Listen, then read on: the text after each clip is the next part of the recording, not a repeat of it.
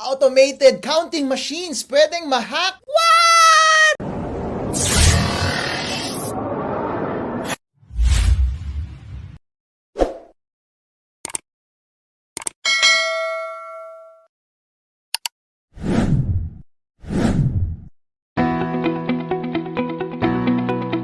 Automated counting machines pwedeng ma-hack? What?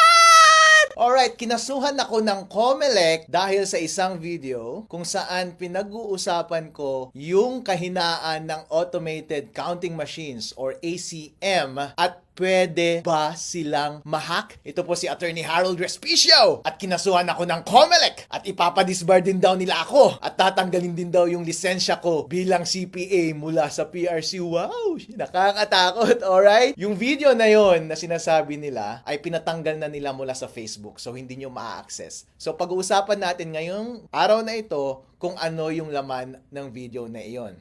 Alright. Ako bilang abogado ay isa rin akong IT expert kasi bago ako naging abogado ay isa akong CPA. Nagtrabaho ako sa Deloitte, ang #1 auditing firm sa buong mundo, at ang expertise ko was information systems audit. Kaya alam ko ang lahat ng mga bagay na yan. Marunong akong mag-code at marunong akong mag-hack. Ang trabaho ko before was tignan yung mga kahinaan ng mga computer systems at sasabihin ko, "Hoy, pwedeng i-hack ito, baka gusto mong ayusin." Actually, dun sa video na yun, sinabi ko lang na, "Hoy, COMELEC, merong kahinaan itong automated counting machines, baka gusto ninyong ayusin." So, Attorney Harold Respicio, ano ba yung sinasabi mong kahinaan doon sa video na yun? Ang sinabi ko was, sabi ko, kapag connected yung ACM sa internet bago mag-print ng election return, pwedeng ma-hack yung makina at madaya ang eleksyon. Wow, Attorney Harold Respicio, please explain. Ano ba ang proseso